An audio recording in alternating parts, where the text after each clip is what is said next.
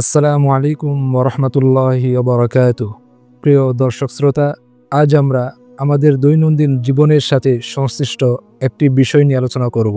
সেটি হলো, আমরা অনেক সময় অনেককে ভালোবাসি, মহব্বত করি, কিন্তু যখন সে ব্যক্তিটি থেকে এমন কোনো অনাকাঙ্ক্ষিত বিষয় ঘটে যেটা আমি তার থেকে আশা করি নাই, এমন কোনো কিছু যখন তার থেকে ঘটে যায়, আমাদের অন্তরে সে লোকটির প্রতি খুব ঘৃণা, রাগ, অভিমান জন্ম নেয়।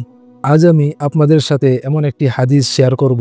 যদি আমরা এই হাদিসের উপর আমল করি, তাহলে আজ থেকে যদি আমরা কাউকে ভালোবাসি, মহব্বত করি, তাহলে সে যদি কোনোদিন আমাকে কোনো কারণে কষ্ট দিয়ে থাকে, তাহলে তার প্রতি রাগ, ক্ষোভ, অভিমান, এই বিষয়গুলো আমার অন্তরে জমা হবে না। তার প্রতি যে আমার ভালোবাসা, সেই ভালোবাসাও একেবারে কমে যাবে না। দেখুন, এই পৃথিবীতে আমার চাওয়া মতো সবকিছু হবে না। আমার মন যা চায় তাই হবে না। মানুষ পরিবর্তনশীল, মানুষ পরিবর্তিত হয়, সময় বদলায়, সবকিছুই এক সময় পরিবর্তন হয়ে যায়। কিন্তু একজন আছেন যিনি কখনো পরিবর্তন হন না। যাকে কেউ ভালোবাসলে তার কোনো ক্ষতি হয় না। যাকে ভালোবাসলে, মহব্বত করলে বরং বান্দার সম্মান, মর্যাদা আরও অনেক বেশি বেড়ে যায়। তিরমিজি শরীফের একটি হাদিস, আল্লাহর রাসূল সাল্লাল্লাহু আলাইহি ওয়াসাল্লাম ইরশাদ করেন, মান আহাব্বা লিল্লাহি ওয়া আবগাদা লিল্লাহি ওয়া আ'তা লিল্লাহি ওয়া মানা'a লিল্লাহ ফাকাদ ইসতাকমালাল ঈমান।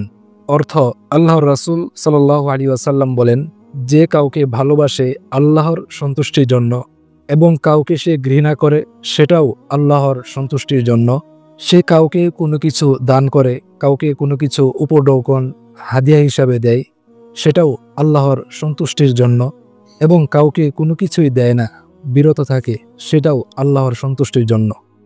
যদি এমনটি কেউ করে, তাহলে তার ঈমান পরিপূর্ণ হয়ে যাবে।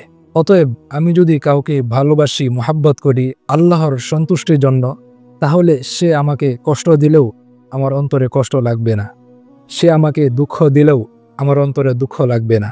কারণ আমি তাকে ভালোবাসি একমাত্র আল্লাহর সন্তুষ্টির জন্য। এখন যদি সে আমাকে যুক্তিসঙ্গত কোনো কারণে কষ্ট দিয়ে থাকে, তাহলে তো আমার কষ্ট পাওয়ার কথা না। এভাবে আমরা যদি কাউকে কোনো কিছু দেই আল্লাহর সন্তুষ্টির জন্য, কাউকে কোনো হাদিয়া বা কারো প্রতি কোনো সহানুভূতি প্রকাশ করি, এখন যদি কাউকে আমি কোনো কিছু দেই এই নিয়ত করে, এই উদ্দেশ্যে যে সে আমাকে একটু সম্মান করবে, আমার প্রতি কৃতজ্ঞতা প্রকাশ করবে, এরকম উদ্দেশ্যে যদি আমি কাউকে কোনো কিছু দেই, তাহলে যদি আমি তাকে কোনো কিছু দেওয়ার পরে যদি সে আমাকে সম্মান না করে, কৃতজ্ঞতা প্রকাশ না করে, তাহলেই আমি অন্তরে কষ্ট পাবো। তো বিষয়টি কি দাঁড়ালো?